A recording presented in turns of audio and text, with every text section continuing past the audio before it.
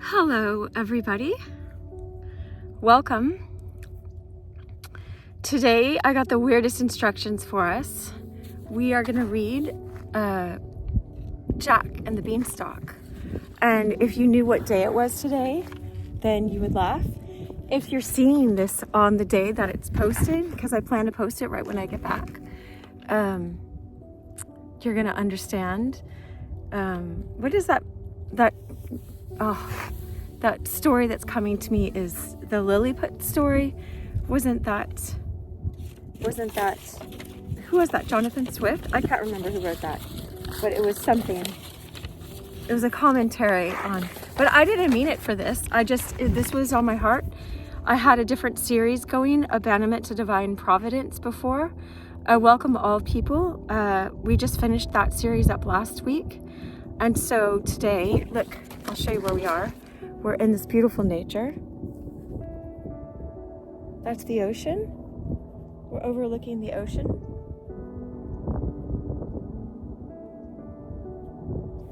So I'll have the camera facing the ocean, but hopefully I got the right skyline.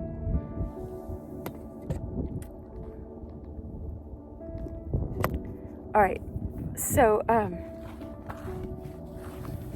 hold on, it's sort of crooked, but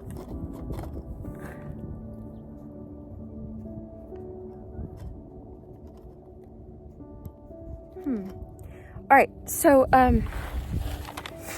I am a Christian, but I welcome all people of all faiths. Don't let that put you off if you don't believe there's a God or anything. There's still so much wisdom we can get from fairy stories. And so this book was being brought to me like, hey, you need to read this right now. And I checked because I thought I already had it on my YouTube channel. I don't know where you're getting it, wherever I put this. But I had it, so my phone had read it with a British accent before. And, whoops. So, I'm going to be sort of in the dark. I know my camera friends are like, no, don't do that. But whatever. I want you to be able to see the ocean, so... And the background, I love when the clouds change. And all right, I'll show you pictures as we get to them.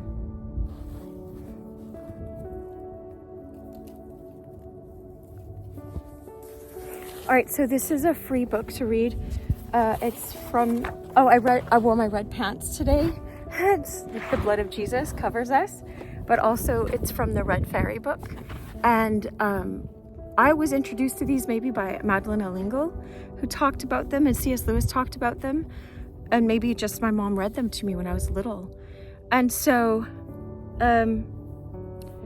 I don't necessarily look at this book for political stuff. I look at it like your spiritual path, kind of like Pilgrim's Progress. But just listen to it and see what the Holy Spirit will show you and teach you through it.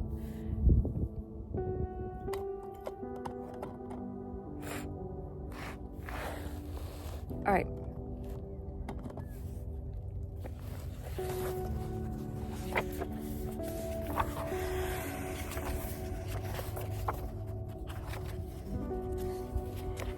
It's old enough. It's free online. This book is. It's Andrew Lang. The Red Fairy book. And I think I can show the pictures too. I think it's all free copyright. First published in around 1890.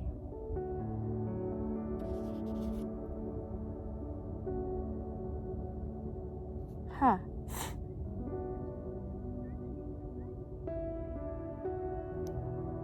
Well, it says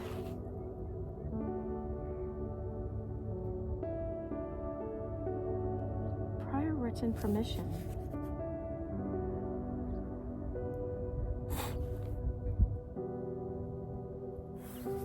Let me see if I can read it from off my book.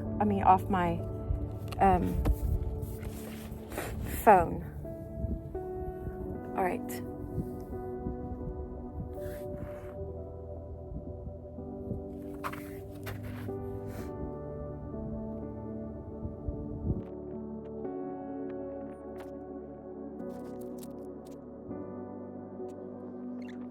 All right, I'll have to do it. I'll have to get it online. I don't know how this will work.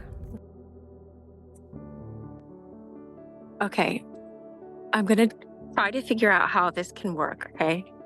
I am... Anyway, we'll see. Share screen. I have to read it on my phone.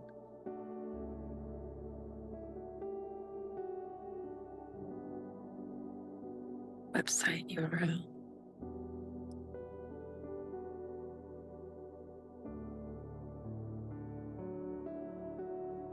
Okay, 1 second.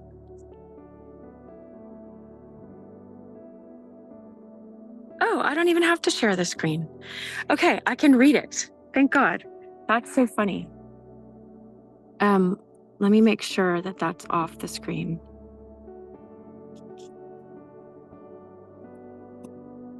Okay. That's hilarious. But there's a will, there's a way.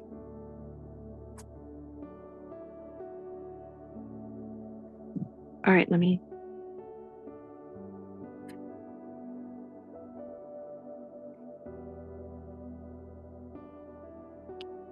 let's see if I can turn it sideways and still do this. Okay. All right, even better. Oh, and I think I can even turn the screen. Wow. Okay, you guys, we're going to read Jack and the Beanstalk. But I saw that the book that I had brought had a copyright. I'm so careful about doing this. Even though I get no money yet on my YouTube or anything, on my platforms. But maybe someday I will. So I don't know. Who knows? But all right. Let me set my holder so that this can just be held. Oh, and I want it facing the ocean. Oh yeah, I was gonna flip it around. This is amazing. All right. Let me flip it around so you can see the ocean.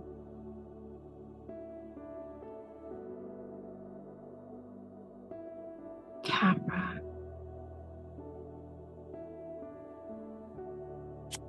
I think I'll just turn it.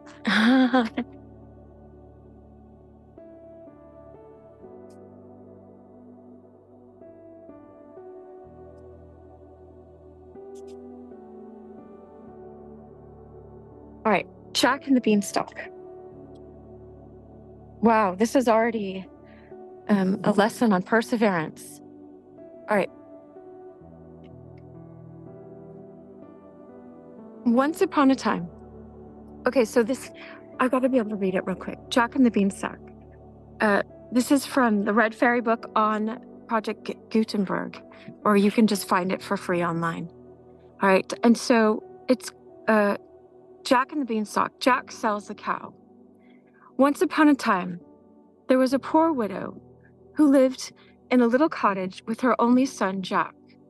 Jack was a giddy, thoughtless boy, but very kind-hearted and affectionate. There had been a hard winter, and after it, the poor woman had suffered from fever and ague. I don't know, A-G-U-E. Jack did no work as yet, and by degrees, they grew dreadfully poor. The widow saw that there was no means of keeping Jack and herself from starvation, but by selling her cow. So one morning she said to her son, "I am too weak to go myself, Jack, so you must take the cow to market for me and sell her."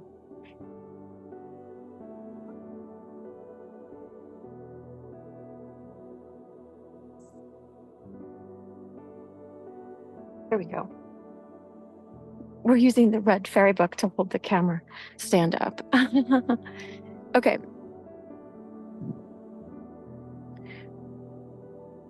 Jack liked going to market to sell the cow very much, but as he was on the way, he met a butcher who had some beautiful beans in his hand. Jack stopped to look at them, and the butcher told the boy that they were of great value and persuaded the silly lad to sell the cow for these beans.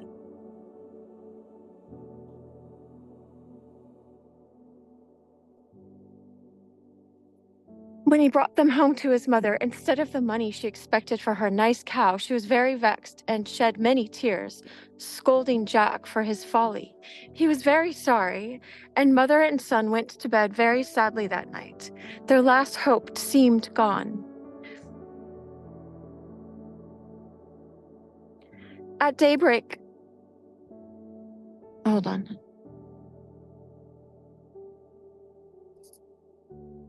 At daybreak, Jack rose and went into the garden. At least, he thought, I will sow the wonderful beans. Mother says that they are just common scarlet runners and nothing else, but I may as well sow them. So he took a piece of stick and made some holes in the ground and put in the beans. That day they had very little dinner and went sadly to bed, knowing that for the next day there would be none, and Jack, unable to sleep from grief and vexation, got up at day dawn and went out into the garden.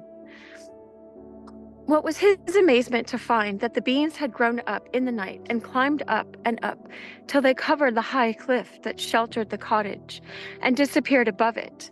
The stalks had twined and twisted themselves together till they formed quite a ladder. It would be easy to climb it, thought Jack. And having thought of the experiment, he at once resolved to carry it out, for Jack was a good climber. However, after his late mistake about the cow, he thought he had better consult his mother first. And then the subheading, it says, Wonderful Growth of the Beanstalk.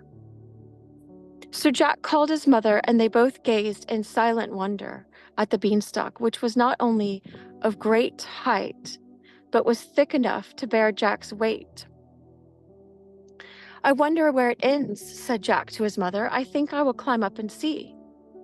His mother wished him not to venture up this strange ladder, but Jack coaxed her to give her consent to the attempt, for he was certain there must be something wonderful in the beanstalk. So at last she yielded to his wishes. Jack instantly began to climb and went up and up the ladder-like beam, till everything he had left behind him, the cottage, the village, and even the tall church tower, looked quite little, and still he could not see the top of the beanstalk. Jack felt a little tired and thought for a moment that he would go back again. But he was a very persevering boy, and he knew that the way to succeed in anything is not to give up. So after resting for a moment, he went on, after climbing higher and higher, till he grew afraid to look down for fear he should be giddy. Jack at last reached the top of the beanstalk and found himself in a beautiful country, finely wooded and with beautiful meadows covered with sheep. A crystal stream ran through the pastures. Not far from the place where he had got off the beanstalk stood a fine, strong castle. Jack wondered very much that he had never heard of or seen this castle before, but when he reflected on the subject, he saw that it was as much separated from the village by the perpendicular rock on which it stood as if it were in another land. While Jack was standing looking at the castle, a very strange-looking woman came out of the wood and advanced towards him. She wore a pointed cap of quilted red satin turned up with ermine. Her hair streamed loose over her shoulders, and she walked with a staff. Jack took off his cap and made her a bow. If you please, ma'am, said he, is this your house? No, said the old lady. Listen, and I will tell you the story of that castle. Once upon a time, there was a noble knight who lived in this castle, which is on the borders of fairyland. He had a fair and beloved wife and several lovely children, and as his neighbors, the little people, were very friendly towards him, they bestowed on him many excellent and precious gifts. Rumor whispered of these treasures, and a monstrous giant who lived at no great distance and who was a very wicked being resolved to obtain possession of them. So he bribed a false servant to let him inside the castle when the knight was in bed and asleep, and he killed him as he lay. Then he went to the part of the castle which was the nursery and also killed all the poor little ones he found there. Happily for her, the lady was not to be found. She had gone with her infant son, who was the only who was only 2 or 3 months old, because I'm sure she had to nurse her baby, to visit her old nurse who lived in the valley, and she had been detained all night there by a storm. The next morning, as soon as it was light, one of the servants at the castle who had managed to escape came to tell the poor lady of the sad fate of her husband and her pretty babes. She could scarcely believe him at first and was eager at once to go back and share the fate of her dear ones. But the old nurse, with many tears, besought her to remember that she had still a child and that it was her duty to preserve her life for the sake of the poor innocent, of her innocent child, right?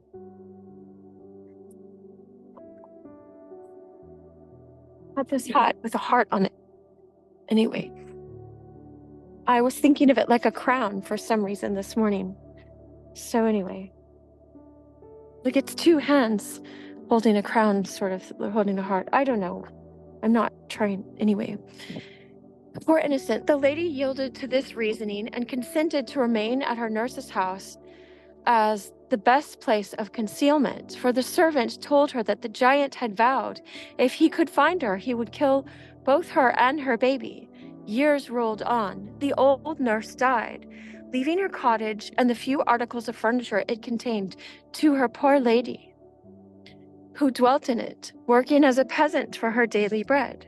Her spinning wheel and the milk of a cow, which she had purchased with the little money she had with her, sufficed for the scanty subsistence of herself and her little son. There was a nice little garden attached to the cottage in which they cultivated peas, beans, and cabbage, and the lady was not ashamed to go out at harvest time and glean in the fields to supply her little son's wants. Jack said, "Jack, that poor lady is your mother. This castle was once your father's and must again be yours." Jack uttered a cry of surprise. "My mother, oh, madame, what ought I to do? My poor father, my dear mother." "Your duty requires you to win it back for your mother. But the task is a very difficult one and full of peril, Jack. Have you courage to undertake it?" "I fear nothing when I'm doing right," said Jack. Then said the lady in the red cap, "You are one of those who slay giants. You must get into the castle and, if possible, possess yourself of a hen that lays golden eggs and a harp that talks. Remember, all the giant possesses is really yours." As she ceased speaking, the lady of the red hat suddenly disappeared, and of course Jack knew she was a fairy. Jack determined at once to attempt the adventure, so he advanced and blew the horn which hung at the castle portal. The door was opened in a minute or two by a frightful giantess, with one great eye in the middle of her forehead. As soon as Jack saw her, he turned to run away, but she caught him and dragged him into the castle. "Ho, ho," she laughed terribly. "You didn't expect to see me here, that is clear. No, I shan't let you go again. I am weary of my life. I am so overworked, and I don't see why I should not have a page as well as other ladies. And you shall be my boy. You shall clean the knives and black the boots and make the fires and help me generally when the giant is out. When he is at home, I must hide you, for he has eaten up all my pages hitherto, and you would be a dainty morsel, my little lad." While she spoke, she dragged Jack right into the castle. The poor boy was very much frightened, as I am sure you and I would have been in his place, but he remembered that fear disgraces a man, so he struggled to be brave and make the best of things. "I am quite ready to help you and do all I can to serve you, madam," he said. "Only I beg you will be good enough to hide me from your husband, for I should not like to be eaten at all." "That's a good boy," said the giantess, nodding her head. "It is lucky for you that you did not scream out when you saw me as the other boys who have been here did, for if you had done so, my husband would have awakened and eaten you, as he did them for breakfast. Come here, child, go into my wardrobe. He never ventures to open that. You will be safe there." And she opened a huge wardrobe which stood in the great hall and shut him into it. But the keyhole was so large that it admitted plenty of air, and he could see everything that took place through it. By and by, he heard a heavy tramp of the stairs, like the lumbering along of a great cannon, and then a voice like thunder cried out, "Fee, fa, fee, fo, fum. I smell the breath of an Englishman. Let him be alive or let him be dead. I'll grind his bones to make my bread." "Wife," cried the giant, "there's a man in the castle. Let me have him for breakfast." "You are grown old and stupid," cried the lady in her loud tones. "It is only a nice fresh steak off an elephant that I've cooked for you, which you smell. There, sit down and make a good breakfast." As she placed a huge dish before him of savory steaming meat, which greatly pleased him, and made him forget his idea of an Englishman being in the castle. When he had breakfasted, he went out for a walk, and then the giantess opened the door and made Jack come out to help her. He helped her all day. She fed him well, and when evening came, put him back in the wardrobe. The hen that lays golden eggs is the next subheading. The giant came in to supper. Jack watched him through the keyhole and was amazed to see him pick a wolf's bone and put half a fowl at a time into his capacious mouth. When supper was ended, he bade his wife bring him his hen that laid the golden eggs. "It lays as well as it did when it belonged to that paltry knight," he said, "and indeed I think the eggs are heavier than ever." The giantess went away and soon returned with a little brown hen, which she placed on the table before her husband. "And now, my dear," she said, "I am going for a walk. If you don't want me any longer, go," said the giant. I shall be glad to have a nap by and by." Then he took up the brown hen and said to her, "Lay," and she instantly laid a golden egg. "Lay," said the giant again, and she laid another. "Lay," he repeated the third time, and again a golden egg lay on the table. Now Jack was sure this hen was that of which the fairy had spoken. By and by the giant put the hen down on the floor, and soon after went fast asleep, snoring so loud that it sounded like thunder. Directly Jack perceived that the giant was fast asleep, he pushed open the door of the wardrobe and crept out. Very softly he stole across the room, and picking up the hen, made haste to quit the apartment. He knew the way to the kitchen, the door of which he found was left ajar. He opened it, shut and locked it after him, and flew back to the beanstalk, which he descended as fast as his feet would move. When his mother saw him enter the house, she wept for joy, for she had feared that the fairies had carried him away or that the giant had found him.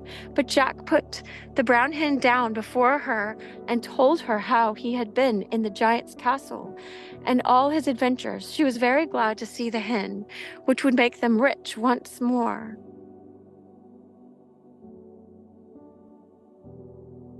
You see, but there's still instructions that Jack had to follow to be a good man, right? A good young man, to be brave, to do his duty. Right? So this next chapter or section is called The Money Bags. Jack made another journey up the beanstalk to the giant's castle one day, while his mother had gone to market. But first he dyed his hair and disguised himself. The old woman did not know him again and dragged him in as she had done before to help her to do the work. But she heard her husband coming and hid him in the wardrobe, not thinking that it was the same boy who had stolen the hen. She bade him stay quite still there, or the giant would eat him. Then the giant came in saying, "Fa, fa, fee, fo, fum. I smell the breath of an Englishman. Let him be alive or let him be dead. I'll grind his bones to make my bread." "Nonsense," said the wife. "It is only a roasted bullock that I thought would be a titbit for your supper. Sit down and I will bring it up at once." The giant sat down, and soon his wife brought up a roasted bullock on a large dish, and they began their supper. Jack was amazed to see them pick the bones of the bullock as if it had been a lark. As soon as they had finished their meal, the giantess rose and said, "Now, my dear, with your leave, I am going up to my room to finish the story I am reading. If you want me, call for me." "First," answered the giant, "bring me my money bags, that I may count my golden pieces before I sleep." The giantess obeyed. She went and stood returned with 2 large bags over her shoulders, which she put down by her husband. "There," she said, "this is all that is left of the night's money. When you have spent it, you must go and take another baron's castle."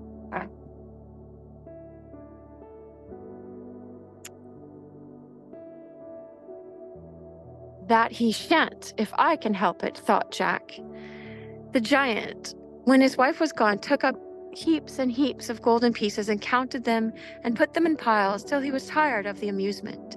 Then he swept them all back into their bags, and leaning back in his chair, fell fast asleep, snoring so loud that no other sound was audible. Jack stole softly out of the wardrobe, and taking up the bags of money, which were his very own because the giant had stolen them from his father, he ran off and with great difficulty descended the beanstalk, laid the bags of gold on his mother's table. She had just returned from town and was crying at not finding Jack. "There, mother, I have brought you the gold that my father lost. Oh, Jack, you are a very good boy, but I wish you would not risk your precious life in the giant's castle. Tell me how you came to go there again." And Jack told her all about it. Jack's mother was very glad to get the money, but she did not like him to run any risk for her. But after a time, Jack made up his mind to go again to the giant's castle.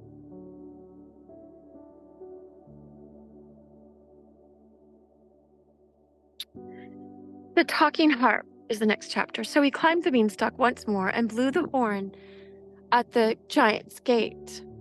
The giantess soon opened the door. She was very stupid and did not know him again, but she stopped a minute before she took him in. She feared another robbery, but Jack's fresh face looked so innocent that she could not resist him, and so she bade him come in, and again hid him away in the wardrobe. By and by, the giant came home, and as soon as he had crossed the threshold, he roared out, "Fee, fa, fee, fo, fum.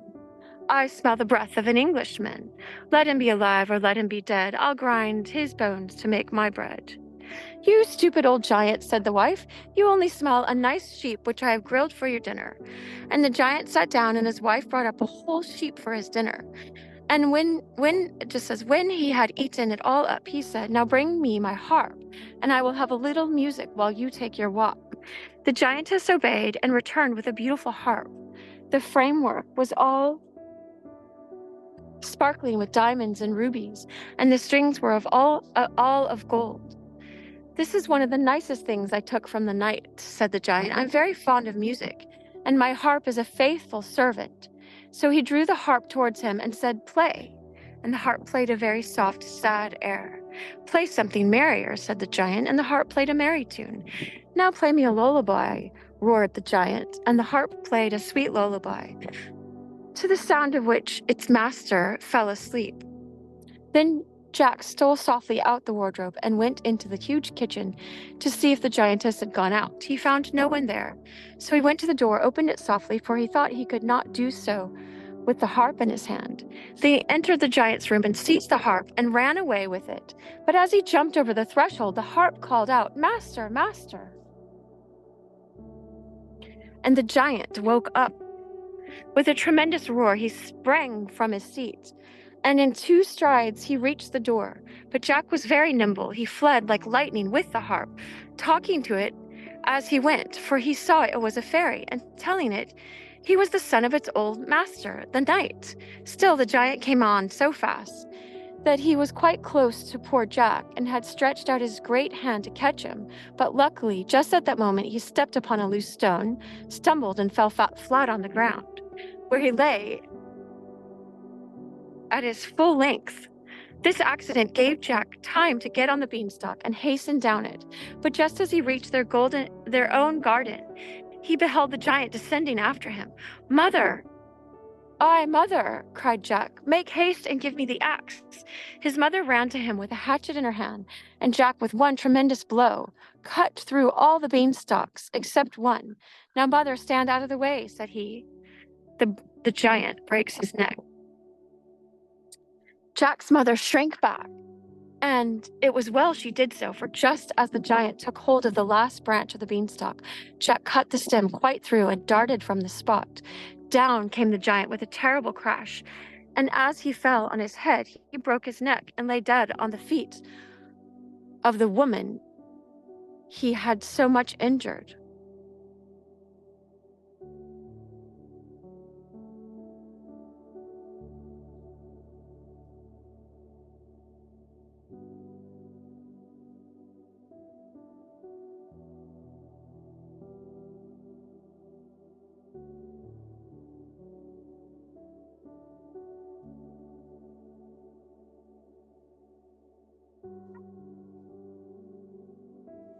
Before Jack, I'm just remembering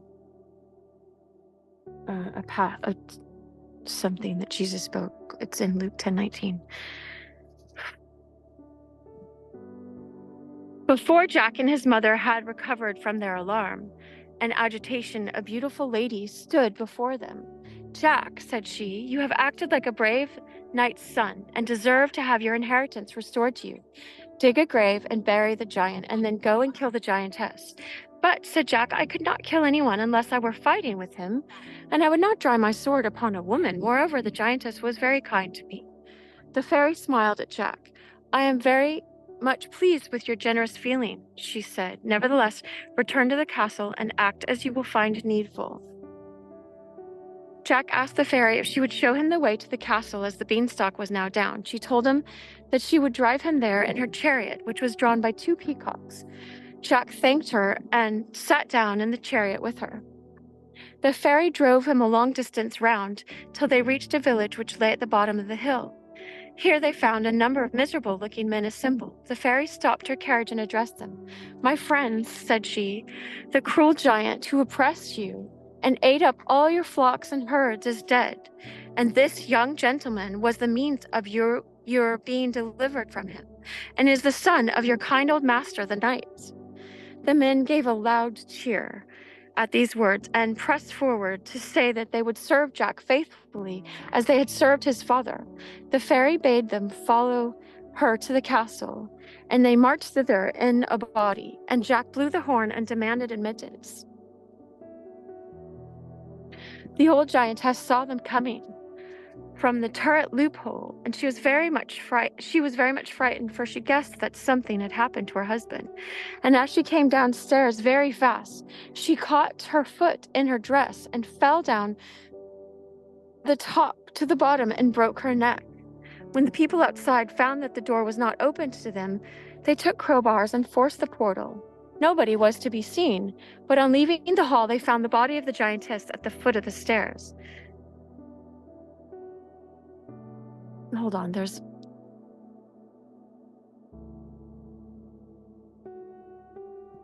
Thus Jack took possession of the castle.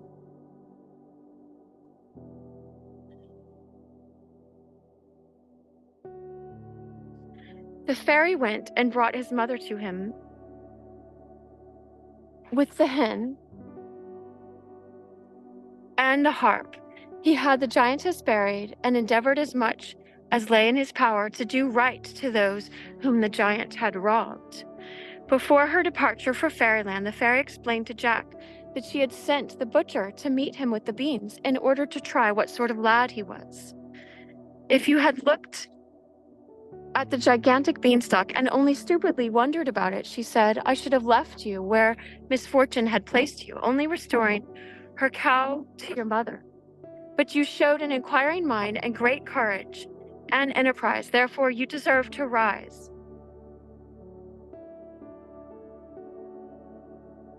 And when you mounted the beanstalk, you climbed the ladder of fortune." So she then took her leave of Jack and his mother.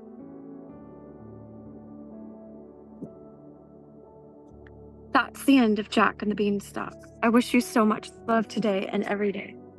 Here's the ocean again.